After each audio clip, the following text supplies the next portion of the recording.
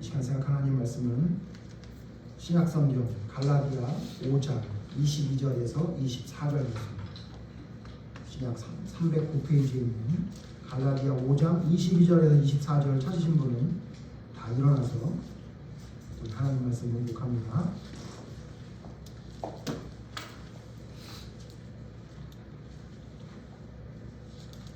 마지막 24절을 함께 읽겠습니다.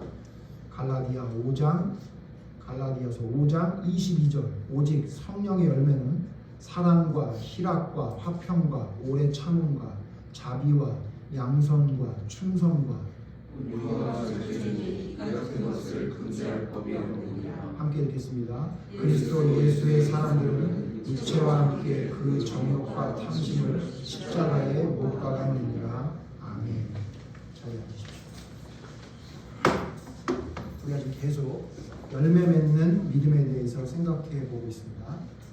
지난 2주간 동안은 열매 맺는 믿음을 위해 기본적으로 우리가 어떤 준비와 어떤 자세가 되어야 하는지에 대해서 생각해 봤고요. 이제 이번 주부터는 그러면 도대체 성령의 열매 그런데 도대체 그 성령의 열매가 무엇인지 그 실체에 대해서 몇 주간 동안 생각해 보려고 합니다. 여러분 계속 우리가 살펴봤지만 열매 맺는 믿음이라는 건 추상적인 개념이 아닙니다. 그러니까 내가 지식적으로 하나님의 귀한 놀라운 말씀을 깨달았다고 해서 그걸 열매 맺는 믿음이라고 성경은 말하지 않습니다. 믿음의 사람들 중에 가장 많이 하는 착각 중에 뭐냐면 내가 하나님의 말씀을 많이 깨닫고 알게 됐다는 것을 성령의 열매가 맺었다고 생각하는 경우가 있는데 그렇지 않습니다. 성령의 열매는 그런 게 아니라 아주 현재적이고 현실적인 우리의 삶에 나타나는 어떤 우리의 삶의 모습이 바로 성령의 열매라는 것을 성경은 말하고 있습니다. 그렇기 때문에 내가 하나님의 말씀을 많이 깨닫고 알고 있는데 하나님의 말씀대로 성령의 열매가 나타나는지를 우리가 좀 살펴봐야 하겠습니다. 잘하는 말씀이지만 하나하나 우리 좀 이 성령의 열매가 어떤 의미가 담겨 있는지를 생각해 보려고 하는데요. 자, 근데 여러분 성령의 열매가 맺혀야 되는데 왜 성령의 열매가 그러면 왜 나타나지 않을까요? 어떤 사람은 성령의 열매를 어떻게 생각하냐면 성령의 열매를 무슨 은사나 어떤 체험이라고 생각하는 사람들이 많아요. 거의 대부분 성령의 열매가 맺었냐 이렇게 물어보면 어떤 분은 저한테 그렇게 얘기하더라고요. 저 방언 받았습니다.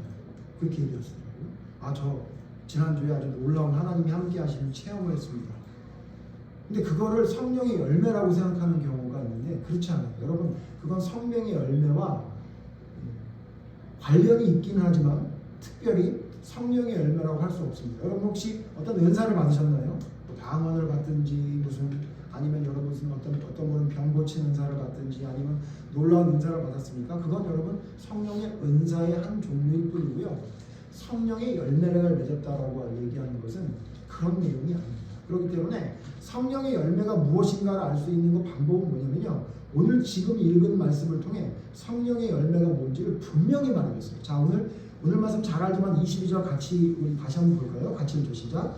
오직 성령의 열매는 사랑과 희락과 화평과 오래 참음과 자비와 양선과 충성과 이래서요. 자, 오늘은 사랑에 대해서 한번 생각해 볼 겁니다. 성령의 여기 9가지 열매라고 그러죠. 성령의 9가지 열매 중에 사랑을 생각해 보려는데 자, 여기 오늘 성경 말씀이 뭐라고 그랬어요? 오직 성령의 열매는 그랬어요. 그러니까 이거는 요즘 아이들 말로 요즘 신조어로 말하는 이런 빼박이라고 하잖아요. 이거는 어떻게 바꿀 수가 없어요. 여러분 성령의 열매란 곧 은사가 아니에요.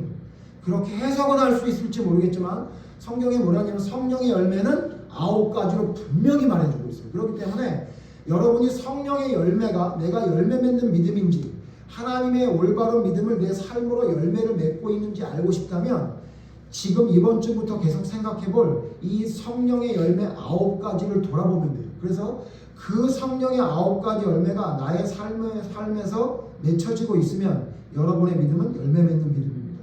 그런데 혹시나 우리 교인들은 그럴 일이 없겠다고 생각을 하고 싶습니다만 혹시나 내가 하나님의 말씀을 온전히 믿고 따른다고 생각하는 사람인데 내가 열매 맺는 믿음인 줄 알고 있었는데 오늘 성경을 딱 펼쳐서 살펴봤더니 내가 이 성령의 9가지 열매가 맺혀지고 있지 내 삶 속에 나타나고 있지 않다면 여러분 아직 여러분의 믿음을 성령의 열매를 맺는 믿음이라고 말해서는 안 됩니다. 그렇기 때문에 여러분 이번 주부터 계속 생각해 볼 성령의 열매가 나의 삶에 나타나는지를 여러분이 살펴보셔야 되고, 그리고 성경에서 말하는 진짜 성령의 열매가 무엇인지를 여러분 온전히 깨닫는 시간이 되기를 원합니다. 그래서 나를 돌아보고 내가 하나님을 믿은지 예수님을 믿는다고 이야기한 지 몇십 년이 됐고 몇 년이 됐는데 진짜 나의 삶 속에서는 이와 같은 열매가 맺혀지고 있는지 여러분이 점검하셔서 만약 그 열매가 내 삶에 나타나고 있지 않다면 여러분 그것은 심각하게 생각해야 됩니다. 왜냐하면 성령을 받은 자가 성령의 열매가 나타나지 않는다는 건 거짓이에요. 이해되시죠? 우리가 지난주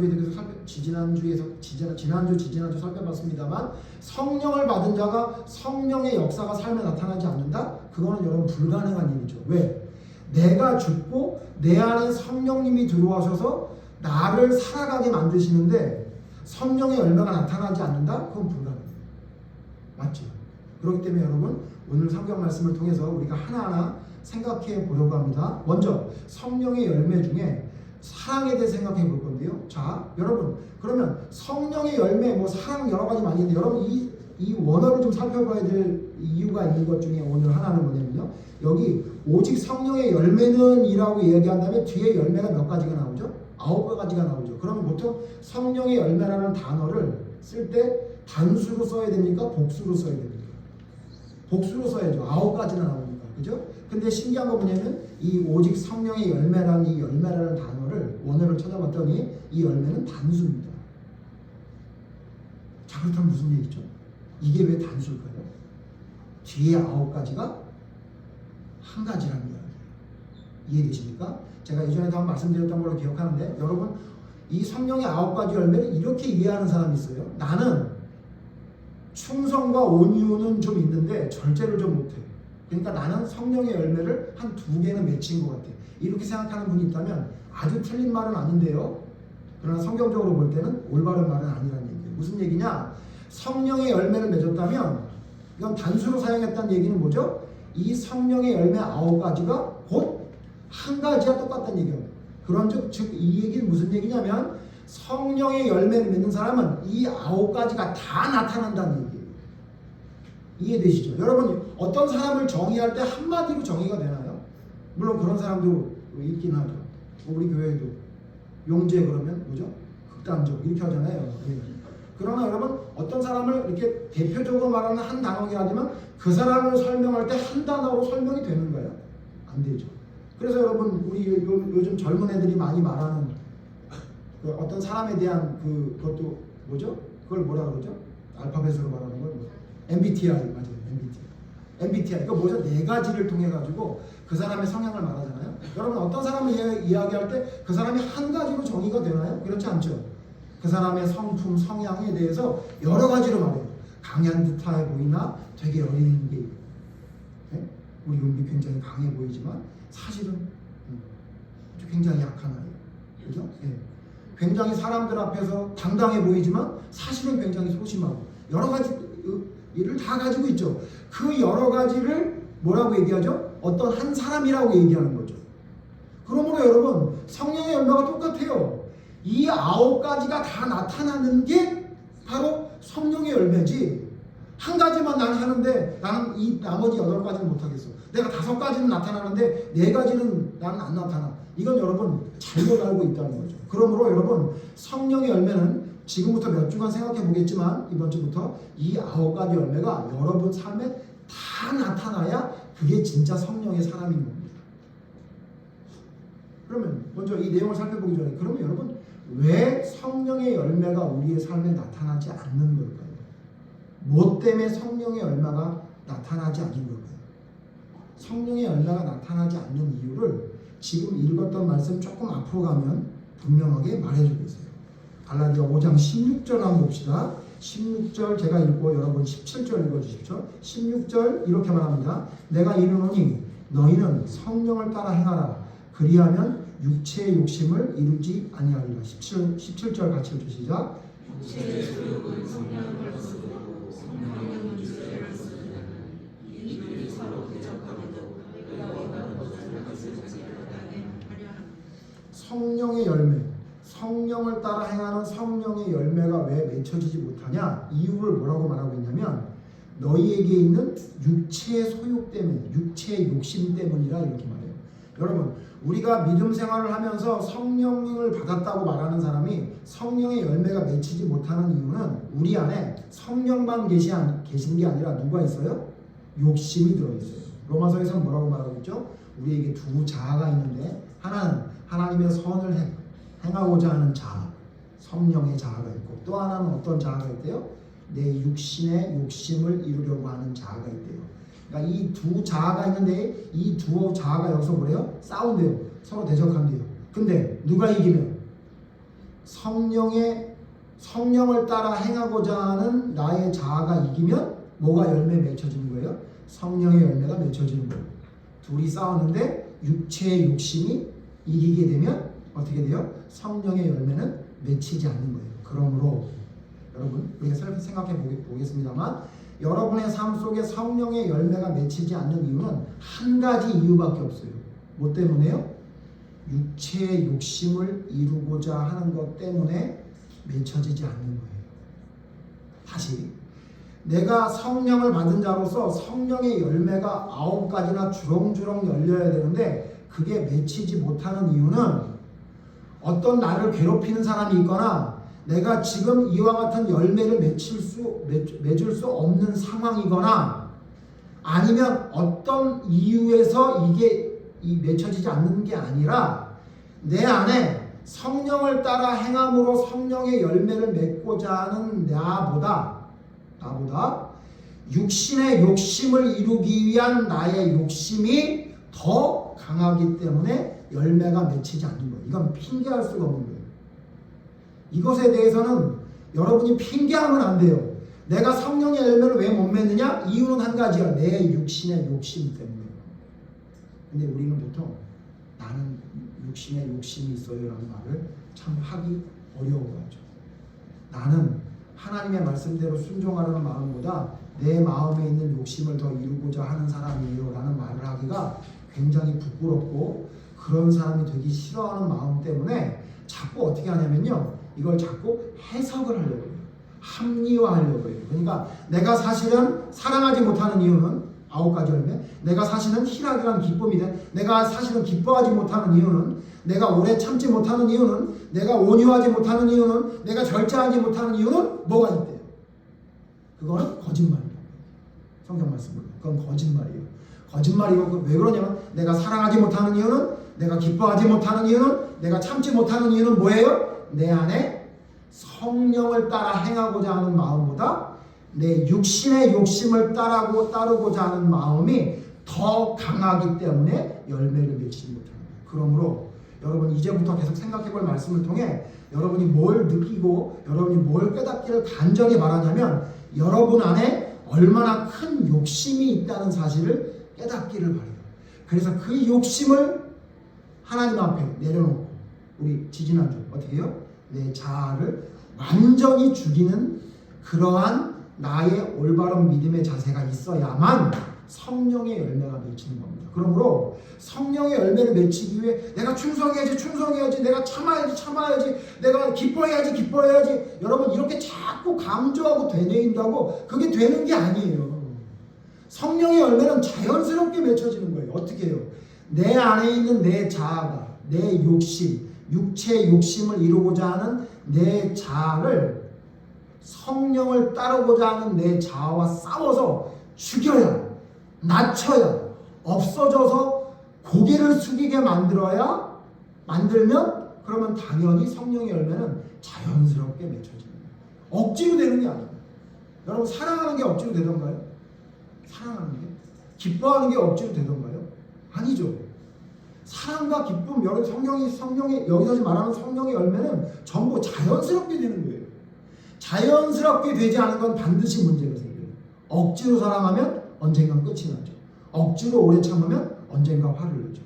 그러므로 여러분 우리가 알아야 되는 게 뭐냐면 진짜 성령의 열매를 우리의 삶에 맺히게 하기 위해서 우리가 뭘 해야 되느냐? 내 안에 있는 욕심인지 아닌지를 여러분이 분별해야 돼요.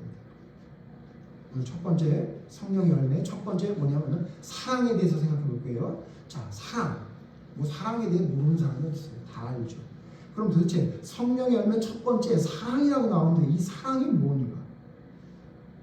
여러분 잘 아시는 대로 사랑이라는 단어를 우리는 한 단어로 사용하고 있지만 성경을 기록한 헬라어는 몇 가지로 사랑이라는 단어를 다르게 사용하고 있습니다.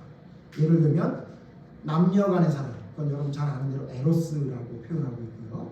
그 다음에 선생님과 제자의 사랑, 그거는 필레오라고 표현하고 있습니다. 근데 그 모든 단어를 우리말로는 다 사랑이라고 그냥 번역하고 있는 거죠. 자, 그럼 여기서 말하는 성령의 9가지 열매의 사랑은 어떤 사랑을 얘기할까요? 에로스? 에로스면 참 좋겠던 사람도 있죠. 그러나 에로스 아니죠. 여기 사랑은 뭐죠? 하나님이 우리를 사랑한 무조건적인 사랑이라는 여러분 잘 아는 아가페입니다.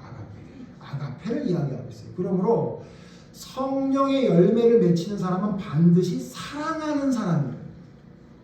성령을 받은 사람으로 성령의 열매가 나타나려면 그 사람은 반드시 사랑하는 사람이죠. 어떤 사랑이냐면 에로스나 필레오가 아니라 어떤 사랑?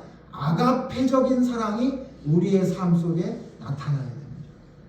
이거는 육신을 따르는 사랑이 아니죠. 성령을 따르는 자에게 나타나는 사랑이에요. 그러므로 필레오나 에로스가 아니라 아가페적인 사랑이에요. 자, 그러면 아가페라는 사랑은 누구의 사랑이라고 우리가 이야기하고 있다고요? 이거는 하나님이 우리를 사랑하는 사랑입니다. 그래서 그 아가페라는 사랑에서 다른 사랑이 파생된 겁니다. 자, 그렇다는 얘기는 뭐죠? 이 사랑은, 이 아가페의 사랑, 성경에서 말하는 성령의 열매의 사랑은 누구에게서 시작된 거예요? 하나님에게서 시작된 거죠. 그러므로 여러분, 세상 사람이 말하는 것처럼 이렇게 사람이 지내다 보니까 점점 진화하다 보니까 사랑이란 감정이 생긴 게 아니에요. 이 사랑은 원래 하나님이 가지고 계셨던 것이 하나님의 형상을 따라 만든 우리에게 전달되어진 거예요. 유전되어진 거예요. 그러므로 이 사랑은 우리에게 하나님이 주신 거예요. 그러니까 세상 사람들이 말하는 논리대로 자꾸 사랑을 이야기한다는 건 비성경적이에요. 왜냐하면 세상에서 말하는 사랑은 아가페라는 하나님이 주신 사랑을 하는 가운데 생기는 파생된 아주 지역적인 사랑을 이야기하는 거기 때문에 지금 우리가 말하고자 하는 사랑은 뭐죠? 하나님의 사랑. 원래 원천인 하나님의 사랑이 무엇인지에 대해서 생각해 보려는 거예요. 그럼 여러분, 하나님의 사랑이 우리에게 왔다면 우리는 무슨 사랑을 할 수 있는 존재가 된 거죠? 우리도 아가페의 사랑을 사랑할 수 있는 거예요. 왜? 우리가 한 게 아니라 하나님이 우리에게 주셨습니다. 그러므로 여러분, 우리가 결론 이야기할 때 다시 한번 살펴보겠지만, 그러므로 성경에서 말하는 아가페 사랑은 우리가 다 할 수 있는 겁니다. 앞에서 말했던 거랑 결론적으로 하면, 그러면 왜 우리가 아가페 사랑을 못하죠? 이유가 뭐라고요? 뭐 때문에 못한다고요? 욕심 때문입니다. 그러니까 우리는 분명히 하나님이 사랑할 수 있는 사랑을 우리에게 주셨어요. 그래서 하나님의 사랑을 할 수 있는데 우리가 왜 그러면 하나님의 사랑을 못하느냐? 우리 안에 있는 욕심 때문에 아가페의 사랑을 못하는 거예요. 성경 한 군데 찾아보죠. 요한일서 4장 봅시다. 요한일서 4장 10절 11절 되겠습니다. 제가 지금 드린 말씀을 그대로 성경에서 말하고 있는 겁니다. 요한일서 4장 10절 제가 읽고 여러분 11절 읽겠습니다. 요한일서 4장 10절 사랑은 여기 있으니 우리가 하나님을 사랑하는 것이 아니요 하나님이 우리를 사랑하사 우리 죄를 속하기 위하여 화목제물로 그 아들을 보내셨습니다. 11절 같이 읽죠. 시작. 사랑하는 자들아 하나님이 같이 우리를 사랑하셨은지 우리도 서로 사랑하는 것이 마땅하다. 자, 여기서 말하고 있죠. 사랑이 어디서부터 왔대요? 하나님께로부터 왔대요. 그러므로 하나님의 사랑을 받은 우리는 뭐 하는 게 마땅하대요? 서로 사랑하는 게 마땅하대요. 여기 사랑하는 이 서로 사랑의 사랑은 무슨 사랑이죠? 하나님이 우리를 사랑한 아가페 사랑을 얘기하는 거죠. 성경이 뭐라고 말하고 있냐면 하나님이 우리를 사랑하셨대요. 그게 아가페 사랑이에요. 진짜 사랑이에요. 근데 하나님이 우리를 사랑해서 우리에게 사랑을 주셨대요. 그렇기 때문에 우리는 그 사랑을 받은 자이기 때문에 뭐 하는 게 마땅하다고요? 서로 아가페 사랑하는 게 마땅하다 이렇게 말하고 있어요. 이해되시죠? 그러므로 성경에 뭐라고 말하고 있냐면 우리는 모두 다 아가페 사랑을 사랑할 수 있는 존재예요. 혼돈하시면 안 돼요. 착각하시면 안 돼요. 우리는 모두 다 어느 사람도 예외 없이 하나님의 사랑을 받았기 때문에 당연히 아가페 사랑을 사랑할 수 있는 존재예요. 다시. 근데 왜 못한다고요? 우리 안에는 욕심 때문에. 자, 살펴봅시다. 그러면 도대체 하나님을 사랑할 수 있는 사랑인데 우리는 왜 사랑하지 못하느냐? 욕심 때문에 그래요. 욕심 때문에. 제가 이제 며칠 전에 지나가는데 어떤 어린이집을 지나가는데 둔정에 있는 어린이집을 지나가는데 거기에 어떤 남자아이가 제가 볼 때 한 4세에서 6세 사이 정도, 아니 5세에서 6세 정도 돼 보여요. 어린 남자아이가 엄마 손을 잡고 어린이집을 가고 있는데 어떻게 가고 있냐면 계속 울어요. 남자아이가. 그리고 엄마가 데려가는 게 아니라 끌고 가요. 끌고 가고 있어요. 그걸 딱 보는데 제가 뭐랬냐면 아이고 우리 엄마 힘들겠네. 그런데 갑자기 여러분 지금 웃는 것처럼 갑자기 떠오르는 인물이 하나 있으니 제 아들이 갑자기 생각나요. 제가 잊고 있었어요. 또 잊고 있다가 그랬지. 저놈이 그랬지. 왜냐면 저희 아들은 굉장히 재밌었는데 여러분 아시죠? 굉장히 똑똑한 아이였어요. 그래서 가기 전에 제가 설명을 합니다. 아들아 어린이집을 왜 가야 되는지 설명해. 왜냐면 얘는 항상 설명해달라고 하니까 설명을 쭉 해요. 그러면 다 이해합니다. 아빠 알았어. 오늘은 내가 가서 잘 있다고 이렇게 그래. 그럼 아들아 아빠가 너에게 선물을 하나 주겠노라. 그때 저희 아들이 제일 좋아했던 게 껌 종이에 뭐 이렇게 캐릭터가 있어가지고 이렇게 누르 이렇게 하면은 붙는 거 그거 있어요. 그 껌이 있었어요. 이 껌 하나 사줄게. 이걸 가지고 잘 견디고 진짜 멋있게 하고 와. 네 아빠. 그리고 가게 들어갈 때 그 늠름한 모습 가가지고 그냥 고르지도 않고 뭘 또 골라. 겉으로 보기엔 하나도 똑같은 거 다른 게 없는데 뭘 골라가지고 하나 탁 잡더니 까가지고 뭐가 있다고 그러면서 저랑 가요. 그때 얼마나 좋아하는지 몰라요. 역시 야 우리 아들 진짜 아니 우리 아내는 왜 이렇게 못하는 거야. 이렇게 이해만 시키면 얘가 다 하는 애인데 갑자기 자 잊어버리잖아. 일의 미술학원인가? 그랬던 것 같아요. 일의 미술학원 앞에 어린이집 앞에 딱 서면 계단 앞에서 갑자기 연소가 되기 시작해요. 아빠를 계단 앞에 딱 대고는 뒤로 누워버려요. 안 올라가겠다. 제가 그 생각이 갑자기 드는 거예요. 그러면서 무슨 생각이 드냐면 하나님 감사합니다. 지금 우리 아들이 26살이라는 게 얼마나 감사한지 하나님 감사합니다. 저보고 누가 과거로 돌아가고 싶으면 절대 안 돌아가고 싶어요. 절대. 그 시절을 지나서 너무너무 행복한 거예요. 그러면서 무슨 생각이 드냐면 갑자기 제가 진짜 제 아들은 제 스타일이 아니에요. 진짜 제가 살면서 제 스타일이 아닌 사람을 많이 만났는데 진짜 어렸을 때 제 아들은 제 스타일이 아니었어요. 진짜. 그래서 그리고 들려보낸 다음에 나오면서 뭐라 했냐면 하나님 어찌하여 나에게 저런 아들을 주셨나이까. 제 아내도 싫대지 저도 싫었다고요. 근데 여러분 웃긴 게 뭐냐면 그런데 그 아이를 제가 제 아내와 함께 키운 거 아닙니까? 그 사랑이 뭘까요? 그 사랑이 뭔 것 같아요? 그게 여러분 하나님의 사랑이 우리에게 없었으면 절대 사랑하지 못합니다. 여러분 잘 아시지만 제 아들 용 됐죠? 제가 볼 땐 용 된 정도가 아니에요. 워그레이몬 메탈 가르몬이 됐어요. 더 이상 진화할 수 없을 정도로 지금 완전히 성장했잖아요. 제가 그걸 보고 뭘 느꼈냐면 깨달았어요. 이게 사랑의 힘이구나. 내가 만약 내 자식이라 어쩔 수 없이 사랑하긴 했지만 그때 내가 이 아이에게 이와 같은 사랑을 베풀어 주지 않았다면 지금 이와 같은 기쁨을 누리지 못하겠구나. 그러면서 그 사이드 미러에 비치는 그 엄마에게 제가 이렇게 주문처럼 그랬어요. 아줌마 조금만 더 견디면 저와 같은 날이 올 수 있어요. 너무 힘들어하지 마세요. 왜냐면 그 아줌마의 얼굴이 아직도 기억나요. 완전히 꾸겨진 종이처럼 이런 표정을 하면서 그 아들을 끌고 가는데 그 매일 그럴 거 아니에요. 매일 그럴 거 아니에요. 얼마나 힘들겠어요. 여러분 우리가 알아야 할 게 뭐냐면요. 우리의 삶 속에 그런 사랑할 수 있는 힘이 있다는 사실을 알아야 돼요. 여러분 제가 뭐 저희 아들 얘기했지만 그 집도 마찬가지 아니에요? 네. 그 집도 힘들지 않아요? 네. 이 집도 그럴걸요. 이 집은 또 극단적인 애가 있어가지고. 예. 여러분 그거 우리가 실천할 수 있는 힘이 있다고요. 그게 바로 뭐냐면 그게 바로 하나님이 주신 아가페 사랑. 그런데 이 사랑을 생각할 때 우리가 좀 기억해야 될 게 있습니다. 그래서 이 하나님의 아가페 사랑을 생각할 때 여러분이 기억해야 될 두 가지가 있어요. 주의해야 될 두 가지. 하나님의 사랑을 우리의 삶 속에 실천하지 못하고 열매로 맺히지 못하는 두 가지 이유가 있습니다. 여러분 이 두 가지 이유를 자세히 살펴보셔서 하나님이 말씀하시는 진정한 사랑의 성령의 열매가 맺히는 삶이 되어야 되겠어요. 우린 다 사랑한다 그래요. 물어보면 다 사랑한다 그래요. 사랑하지 않는 사람은 없어요. 그런데 그 사랑이 아까 말씀드린 대로 우리의 사랑이 아가페적인 올바른 사랑으로 가지 못하는 이유는 그 사랑한다는 사랑 가운데 우리의 욕심이 섞여 있어요. 그래서 그게 훼손됐습니다. 그 훼손된 사랑의 두 가지에 대해서 설명을 드릴 테니까 여러분 어떤지 한번 생각해 보세요. 첫 번째, 여러분 우리가 하나님의 사랑을 이야기할 때 해서는 안 되는 게 두 가지가 있어요.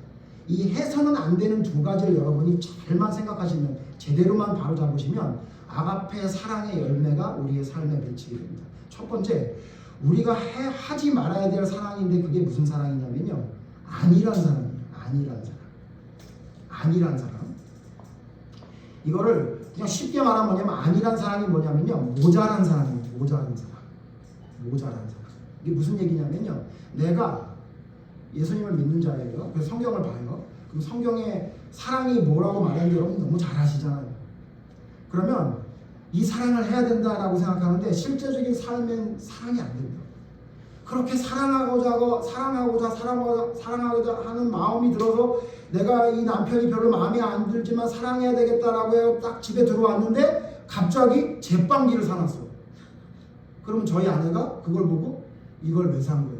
이렇게 저한테 말하더라고요. 그래서 빵을 한번 만들어 보려고. 그러니까 사랑하려던 마음이 갑자기 어떻게 되냐면 제빵기를 왜 사와 이 인간아 이렇게 되는 거예요. 그래가지고 어떻게 되냐면 갖다가 버려 이렇게 되는 거죠. 그러면 사랑하는 마음이 올라왔다가 갑자기 내려가게 돼요. 그렇죠. 우리가 그렇죠. 그리고는 뭐라냐면 제가 제 아내를 얘기해서 죄송한데 그리고는 그 아내 되는 분이 뭐라고 생각하냐면 내가 사랑을 하려 하였으나 저 인간이 당근에서 항아리도 사와 제빵기도 사와 다 사와 못 살겠어. 이래가지고 어떻게 하냐면 사랑하고 싶으나 사랑할 수 없는 사람이라고 생각해요. 그리고는 뭐라 그러냐면 나는 그냥 이 정도 선에서 사랑을 할 수밖에 없어. 왜? 저 사람이 당근을 잡고 해서. 그러니까 나는 저 인간 때문에 하나님의 아가페 사랑을 알고 있지만 나는 그 사랑을 어쩔 수 없어서 못하는 거야 라고 생각해요. 그래서 자기가 성경에서 말하는 아가페적인 사랑을 못해도 괜찮다고 생각해요. 그리고 어떻게 하냐면 그 모자란 사랑을 내버려둬요.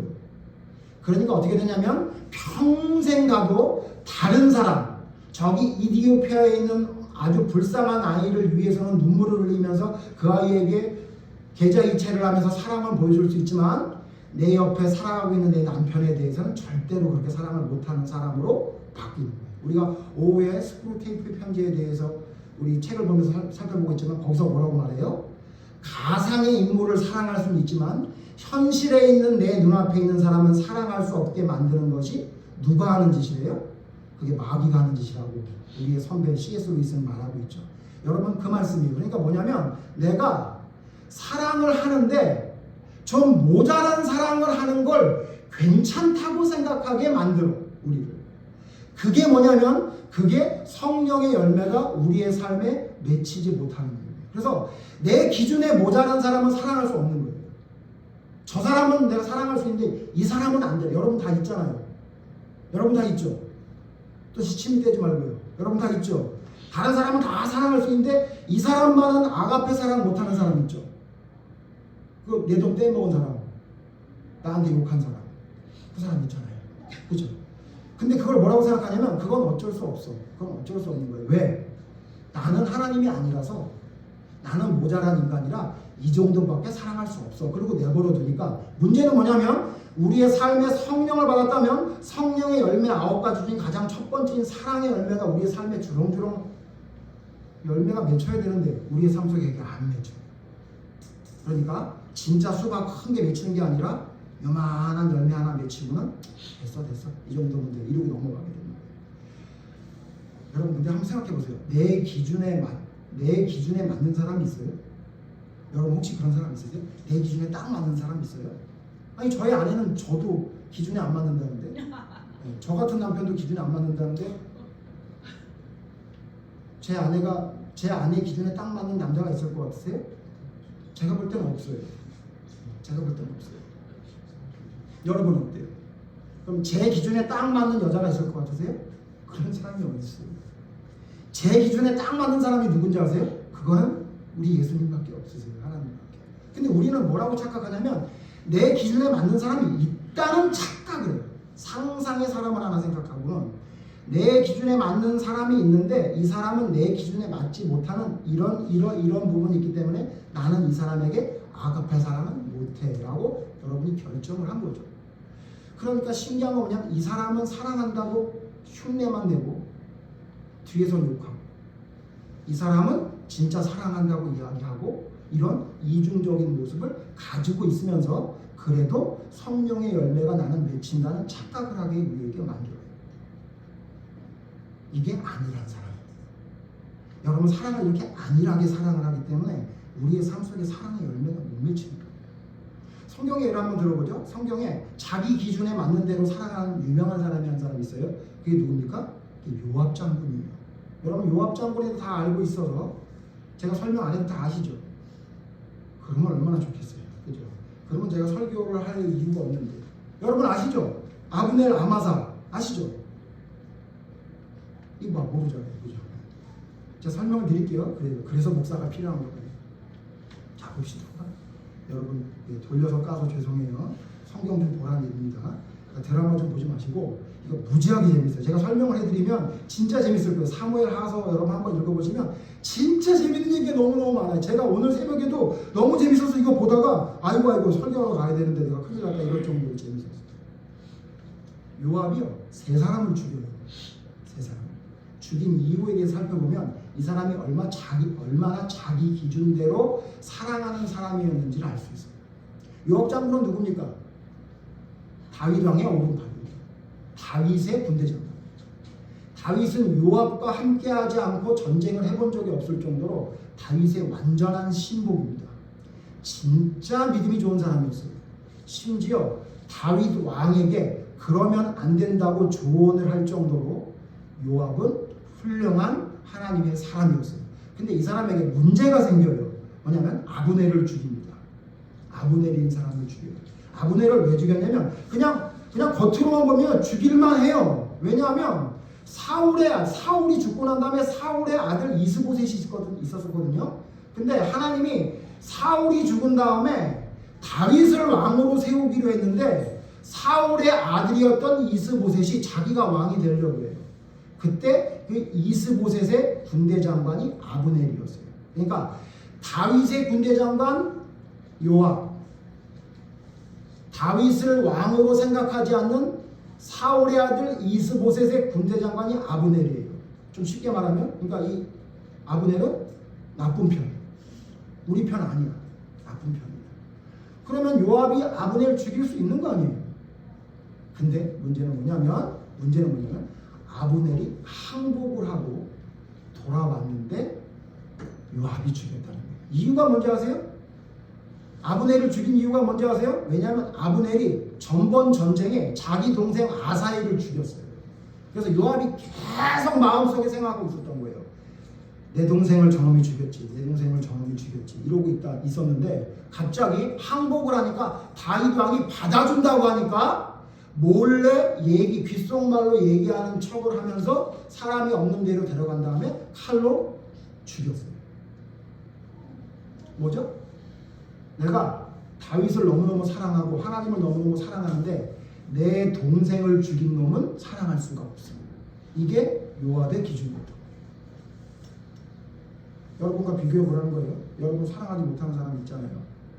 그 사람 어떤 이유가 있지 않아요. 두 번째 또 죽여요. 누굴 죽이냐면 아마사를 죽입니다. 아마사는 누구냐면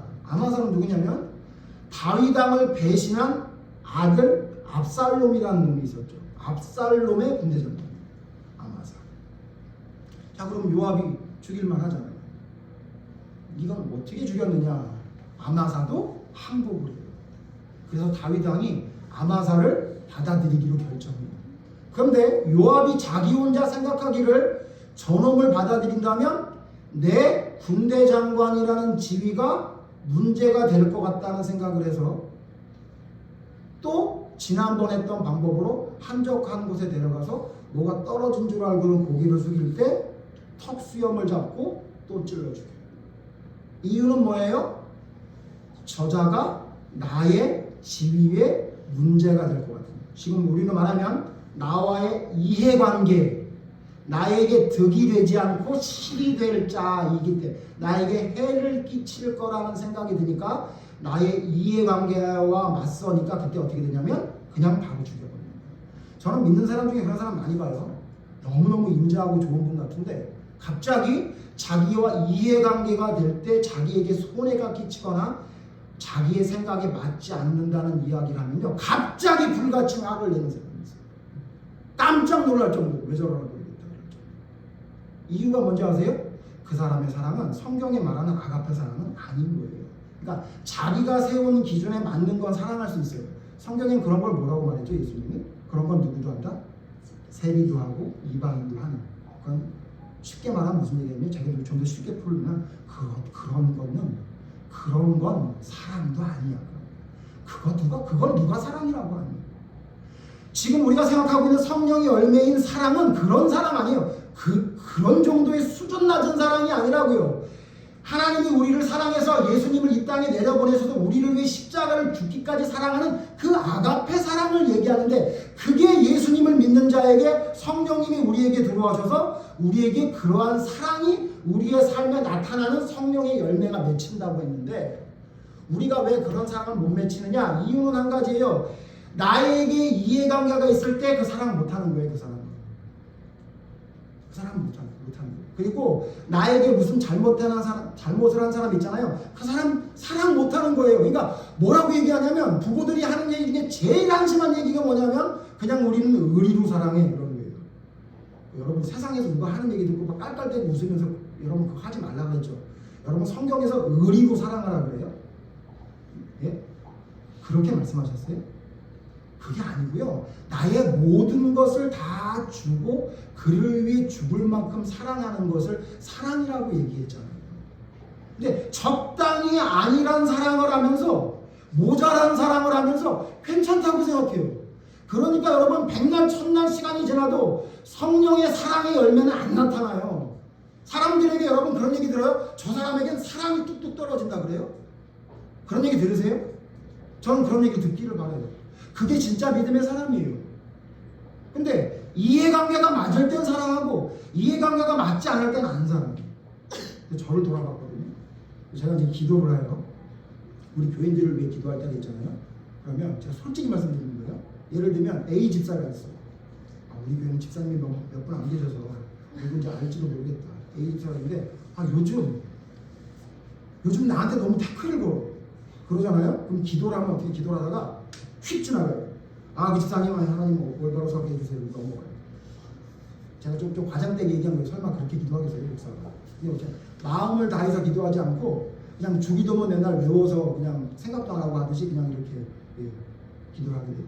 근데 어떤 집사님이 갑자기 요즘 보니까 예배 시간 태도도 다르고 너무너무 좋아졌어요. 그러잖아요? 그러면 그렇게 간절히 기도한다? 제가 그렇더라고요. 막 마음이 가. 그러다가 갑자기 무슨 생각이 들었냐면, 그게 사랑이냐? 이런 생각이 들었어요. 그래서 제가 그때부터 어떻게 하냐면요, 제가 이름을 알고 있고 기억나는 사람은 다 기도하기 시작했어요. 저한테 해를 끼친 사람이나 저에게 뭐라고 한 사람까지 전부 다 사랑하는 게 진짜 사랑인데, 내가 기도할 때도 이렇게 기도를 하고 있구나 라는 걸 제가 느꼈어요. 여러분, 요압이 그런 식으로 사랑합니다. 또 여러분, 요압이 세 번째 또 사람을 죽여요. 누구 죽였는지 아세요? 압살롬을 죽여요. 압살롬. 자, 압살롬이 반역을 한 다음에 다시 이제 쳐들어가서 다윗이 그 반역한 압살롬과 그의 군대를 물리치러 들어가요. 그때 다윗이 명령을 하나 내렸어요. 딱 한 가지만 얘기해요. 다윗이 뭐라고 얘기했죠? 압살롬을 죽이지 마라 그랬어요. 압살롬이 나를 반역을 했지만 압살롬을 죽이지 마라 그랬어요. 그 얘기를 다 알아. 병사들도 알아. 심지어는 압살롬이 도망가다가 나무에 대롱대롱 매달렸을 때 요압 장군이 신하에게 찔러 죽여라 그럴 때 신하가 뭐라 그랬어요? 왕이 하지 말라 그랬는데요. 저는 못합니다. 그리고 군대 장관의 말을 거역해요. 왜? 왕이 명령했기 때문에. 그러니까 다 안다는 얘기예요. 일개 병사들까지 다 안다는 얘기야. 요압이 알아요, 몰라요? 알아. 근데 죽였어요. 왜 죽였을까요? 왜 압살롬을 죽였는지에 대해서 성경을 보면 한 두 가지 정도 이유에 죽인 것 같아요. 첫 번째 뭐냐면요, 압살롬을 살려놓으면 다윗에게 문제가 생길 것 같으니까 충성심에 죽인 마음도 있었을 것 같아요. 근데 사실은요, 그게 아니라 압살롬에 요압이 억하신 점이 있었어요. 여러분, 압살롬이 다윗왕과 멀어지게 된 이유가 있어요. 다 아는데 설명하고 있는 거예요? 그럼 넘어갈까요? 자, 멀어지게 된 이유가 있어요. 다윗과 압살롬이 멀어지게 된 이유가 뭐죠?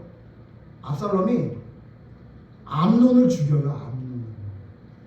왜냐하면 다윗이 부인이 여럿이니까 이복 형제들이 있잖아요.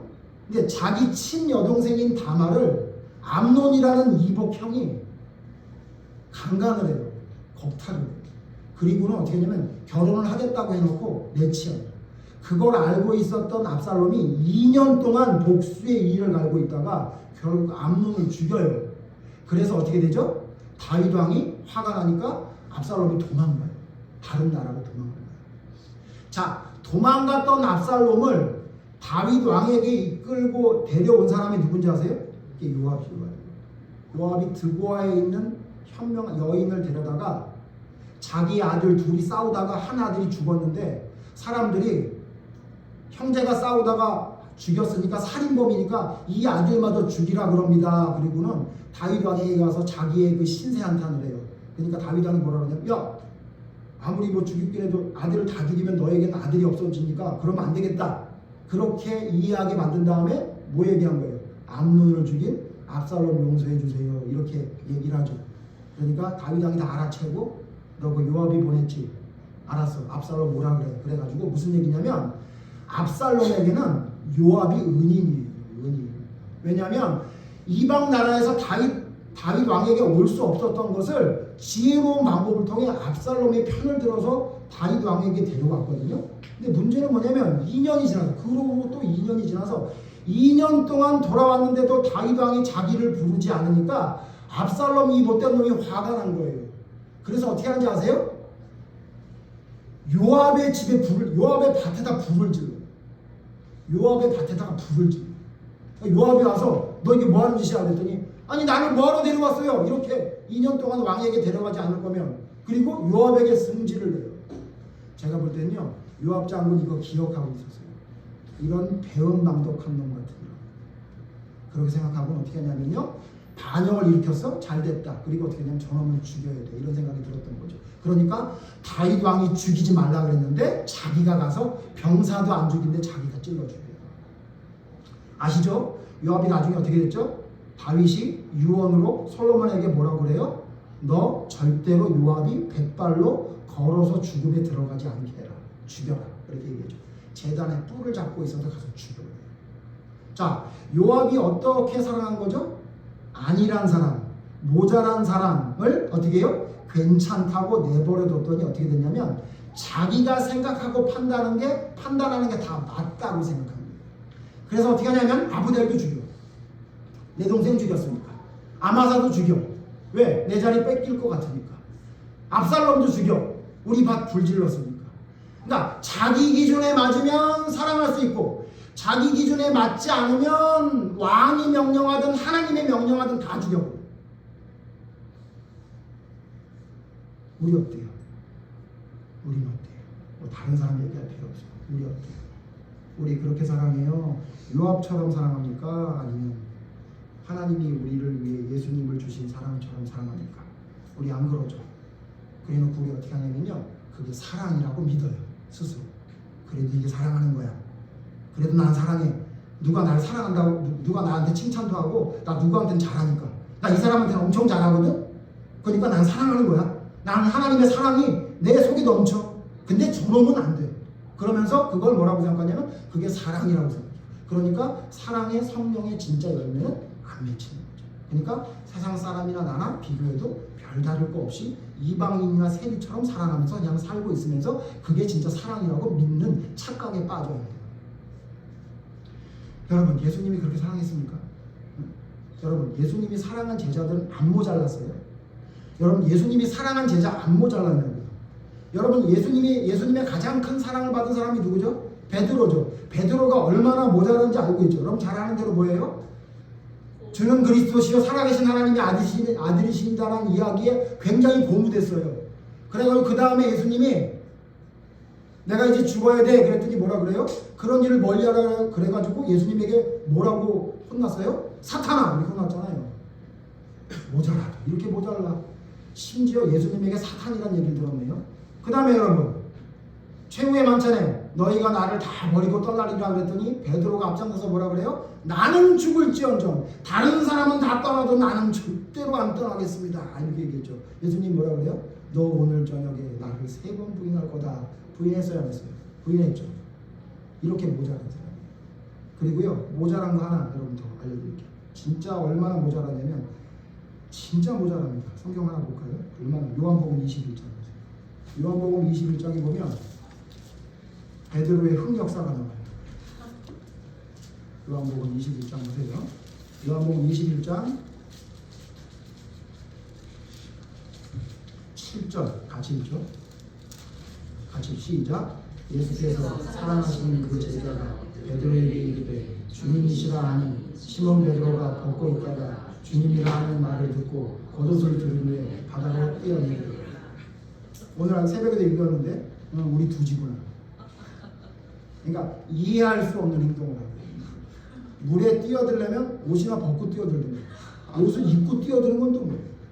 이게 뭐냐면 그냥 아예 정신없는 거예요. 이 상황 뭔지 아시죠? 예수님이 부활하신 다음에 베드로가 부활한 예수님을 몇 번 봤어요? 최소한 2번 본 거예요. 도마가 없을 때 방에 있을 때 한 번 오셔서 그 다음에 도마가 있을 때 오셔서 예수님이 살아났음을 가르쳐줬어요. 그런데도 불구하고 베드로는 뭐예요? 옆에 있는 제자들과 함께 우리 고기나 잡으러 가자 그랬어요. 그때 예수님이 나타나셨어요. 그러니까 저쪽에서 저기 누구야 그랬더니 저거 예수님인가 봐 그랬더니 갑자기 옷을 벗고 있었던 베드로가 예수님이란 얘기를 듣고 갑자기 깜짝 놀라가지고 옷을 두른 채로 바다로 뛰어들어요. 여러분 혹시 주변에 이렇게 모자란 사람 본 적 있으세요? 저는 제가 모자라도 이 정도는 아닌 것 같아요.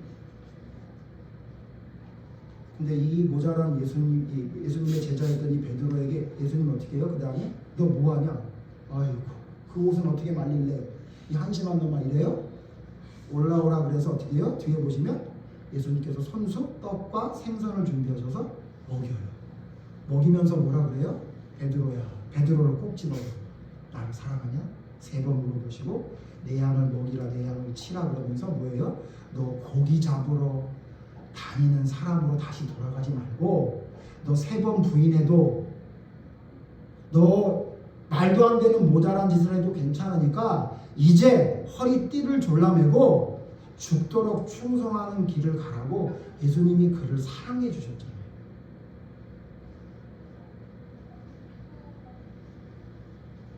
여러분 이게 사랑이죠. 근데 예수님의 사랑이 뭔지 잘 알고 있으면서 우리는 어떻게 하냐면 누가 겉옷을 두르고 바다로 빠지잖아요. 아휴 쟤는 사랑 못해. 쟤는 죽었다 깨어도 사랑 못해. 누가 뒤에서 내 욕을 하고 날 모른다고 저주하잖아요. 그걸 딱 눈으로 봤어. 그러면 난 쟤는 사랑 못해.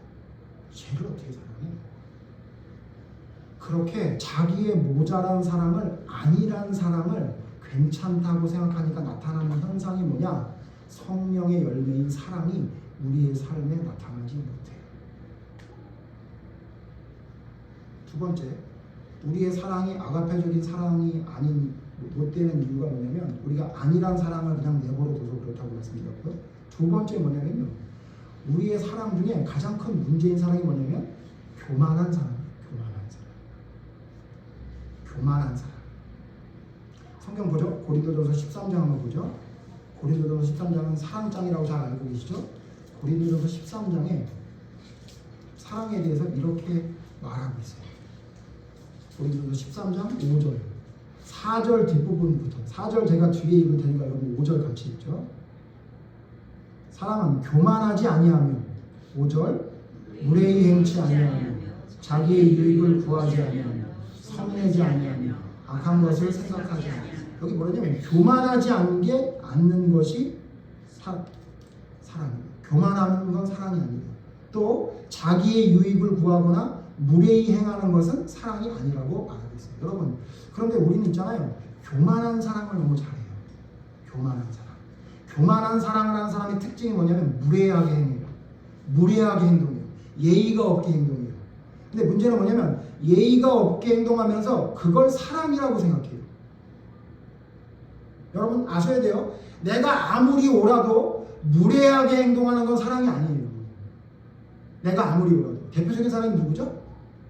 대표적인 사람이 우리 교회도 하나 있는데 대표적인 사람이 누구냐면 욥의 세 친구예요. 여러분 욥의 세 친구에 대한 이야기 욥기를 통해 잘 알고 계시죠? 제가 전에도 말씀드렸지만 욥의 친구들이 말한 것만 딱 모아가지고 이렇게 여러분 따로 보잖아요. 그러면 그 중에 욥의 친구가 한 말 중에 한 문장이라도 잘못된 말이 있나요? 없나요? 없어요. 한 문장도 잘못된 말이 없어요. 한마디도 욥의 세 친구가 한 말 중에 성경적으로 틀린 말이 한마디도 없어요. 욥의 세 친구가 말한. 여러분 잘 아는 내 시작은 미약하였으나 끝은 창대하리라. 그거 누가 말한 거냐면요. 욥의 세 친구 중에 빌닷이라는 사람이 했던 거예요. 그 사람 말을 우리 이렇게 막 뽑아가지고서 막 집에다 걸어놓는 거예요. 그러니까 무슨 얘기냐면 욥의 세 친구가 틀린 말을 한 번도 하지 않았다고. 근데 여러분 잘 아시죠? 문제는 뭐죠? 그 욥의 세 친구에게 하나님이 뭐라고 말씀하셨어요? 욥에게 잘못했다고 했어요. 가서 기도받으라고 했죠. 그러면 여러분 욥의 세 친구는 뭘 잘못한 거죠? 욥의 세 친구가 도대체 뭘 잘못한 거예요? 뭘 잘못했냐면 무례하게 행동합니다. 자기가 옳다는 생각에 상대방의 상황이 어떤지 그 사람이 얼마나 한심하는지를 생각하지 않고 설명을 안 하고 그냥 화를 내요. 제가 옛날에 그랬어요. 제 아내하고 있으면서 제 아내가 뭐 지금은 뭐 저보다 성경을 더 많이 깊이 보는 게 많이 있어서 요즘은 제가 그렇게 함부로 하지 않지만 옛날에는 이렇게 얘기하면 제가 항상 이렇게 아빠의 미소를 보면서 그거 몰랐어? 그거 내가 몇 번 가르쳐 줬을 텐데 한번 보자. 이런 마음을 가지고 이렇게 내려다봤었어요. 내려다보면서 그러다가 그렇게 내려다보고 있다가 갑자기 제 아내가 저한테 뭐라고 이거 이런 거 아니야 저런 거 아니야 이렇게 언성을 높이잖아요. 그럼 제 마음속에 갑자기 뭐냐면 이 버르장머리 없는 게 아주 그냥 형편없어 아주 그냥. 그럼 제가 막 화를 내요.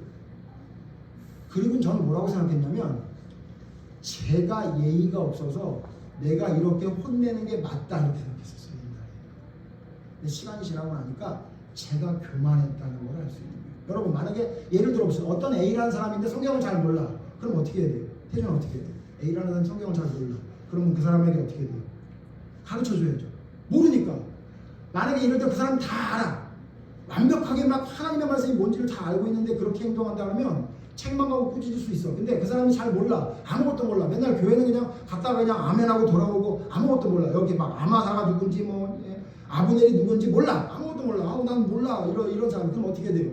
설명해 줘야 되죠. 제가 여러분 지금 설명한 것처럼. 이렇게 하면 안 되죠. 아마사 알죠? 아브넬 알죠? 요압이 왜 죽었는지 알죠? 자 다음은 넘어갑시다. 이렇게 하면 돼요? 안 돼요? 안 되잖아요. 아는 사람도 있지만 모르는 사람이 있으니까 설명해 줘야 되죠.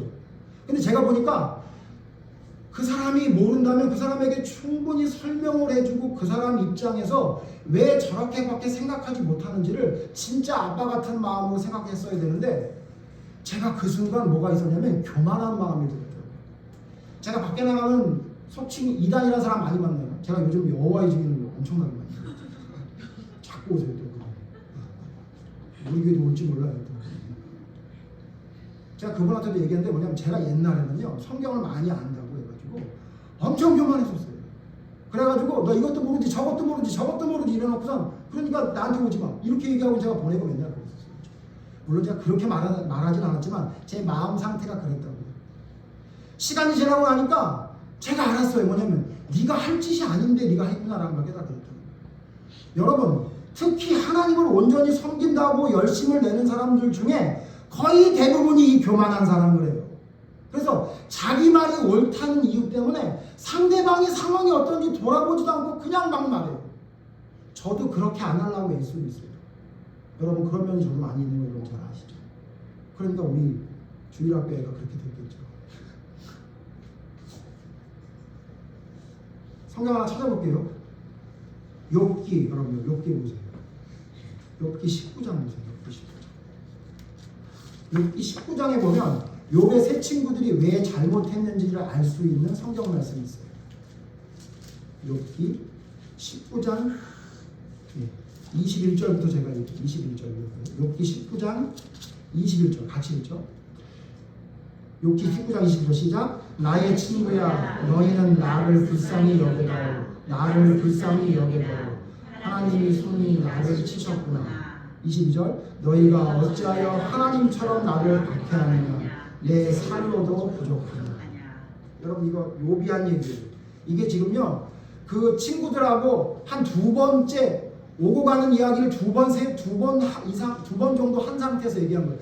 자꾸 친구들이 너 잘못한 거야, 너 죄진 거야, 너 문제가 있어 얘기하니까 욥이 뭐라고 했냐면 친구들아 나를 좀 불쌍히 여기다. 앞에서 뭐라고 얘기했냐면요 아내는 나를 버리고 내 아내도 내 숨결을 싫어한대요. 너무 공감됐어요. 내 아내도 내 숨결을 싫어하고 내 자식들도 나를 불쌍히 여기지 않고 내 종들도 나를 무시하고 나 피부를 봐라 내 피부를 봐라 내 피부는 썩어져 가고 저도 이빨이 썩어져 가고 막 이러니까 너무 공감이 되는 거예요. 그럼 뭐라 그러냐면 나를 불쌍히 여겨다오 나를 불쌍히 여겨다오 하나님의 손이 나를 치셨구나. 어찌하여 하나님처럼 너희가 나를 박해하느냐 나를 불쌍히 여겨다오 그랬어요. 여러분 만약에 어떤 사람이 좀 모자라 좀 부족해 근데 그 사람이 나를 좀 불쌍히 여겨다오 라고 얘기하면 우리 어떻게 해야 돼요? 뭐가 불쌍해? 어차피 썩어질 살인데 어차피 재산은 다 하나님께 가져갈 수 없는데 그거 없어진 게 뭐가 중요해? 지금 똑바로 하라고. 여러분 이렇게 말하면 돼요? 안 돼요? 안 되잖아요. 살이 썩어 들어가고 자기 재산이 하루아침에 다 사라진 사람한테 친구들이 한 얘기 뭐냐면 나를 불쌍히 여겨다오 그랬는데 안 불쌍하대요. 왜 그런지 아세요? 내가 맞고 너는 틀렸으니까 나의 말에 틀리다고 네가 얘기를 해? 감히 네가 얼마나 잘못됐는지를 내가 알려주리라. 제가 그랬어요. 여러분 제가 그랬다고요. 여러분 사랑 어때요? 여러분 진짜 그렇게 사랑해요? 여러분 진짜 예수님과 같은 마음으로 사랑해요? 진짜 내 속에 있는 거 거리낌 없이 다 얘기해요? 아니면 내 이익에 나한테 유리하게끔 할 말만 하고 아닌 말도 그런 것처럼 얘기하고 그 미사여구 말이에요. 그렇지도 않으면서 그런 것처럼 얘기하고 다른 목적을 가지고 얘기하면서 아닌 것처럼 얘기하는 그 바리새인과 같은 게 우리에게 있지 않아요? 근데 여러분 그게 괜찮아요? 그 교만한 사랑이 괜찮아요? 말씀을 마칩니다. 여러분 우리의 삶 속에 성령의 사랑의 열매가 맺혀야 돼요. 근데 이 성령의 사랑의 열매가 왜 안 맺힌다고요? 아까 뭐라 그랬죠? 뭐 때문에 안 맺힌다고요? 육신의 욕심 때문에. 육신의 욕심이 올라오죠. 어떤 욕심이 올라와요? 나는 그냥 이 정도로 사랑하고 말래. 나는 이 정도밖에 사랑 못하는 사람이야. 그냥 나는 이 정도만 하고 살래. 그래도 하나님이 나를 구원시킬 것 같아. 나는 아니란 사람은 괜찮다고 생각하고 있는 거죠. 근데 사실은 그 저변에 뭐가 깔려 있는 거예요? 하나님의 말씀대로 순종하기보다 그냥 내 육신이 요구하는 대로 쉬고 안 하고 싶은 욕심이 나의 아니란 사랑을 그냥 내버려 두고 있는 거예요. 그리고 내가 옳아, 내가 맞아, 너는 틀려 라고 생각하는 그 교만한 사랑이 우리의 삶 속에 교만으로 뿌리를 잡고 있어가지고 누가 아무리 뭐라 그래도 나의 사랑은 요지부동이에요. 여러분 그건 왜 그래요? 내가 신이 되는 거예요. 하나님의 기준이 아니라 내가 신이 돼버려가지고 하나님이 뭐라고 말을 했든 나는 못하는 거예요. 그 교만한 사람. 하나님이 말하는 건 하나님이나 하시겠지, 예수님이나 하시겠지, 내가 그걸 어떻게 해. 이렇게 말 안 해도 여러분 뭐라 그래요? 사람이 부족한데 어떻게 예수님처럼 사랑할 수 있어? 그 얘기가 그 얘기랑 똑같은 거예요. 아니 하나님이나 사랑하지 내가 그걸 어떻게 사랑해? 나는 못해. 그 얘기가 예수님이나 사랑하지 나는 그걸 못해. 그 얘기랑 똑같은 얘기예요. 그 안에는 뭐가 깔려 있는 거예요? 내 욕심. 내가 옳다고 아니면 내가 그렇게 하고 싶은 걸 꺾고 싶은 마음이 없는 거예요. 내가 뭘 잘못했는지를 하나님 앞에 드러내고 싶지 않는 거예요. 왜? 말 안 하면 아무도 모르니까. 예? 그러니까 하나님도 말 안 하면 모르는 분을 알고 있어요. 제가 이 말씀을 보면서 정말 치가 떨리고 싫은 게, 치가 떨리도록 싫은 게 뭐냐면 믿음을 가진 사람들 중에 앞뒤가 다른 사람들 말이에요. 예? 그걸 괜찮다고 내버려두는 사람들. 한국교회 왜 이렇게 됐어요? 다 그런 사람들이 다 교회를 가득 메우고 있는 거 아니에요?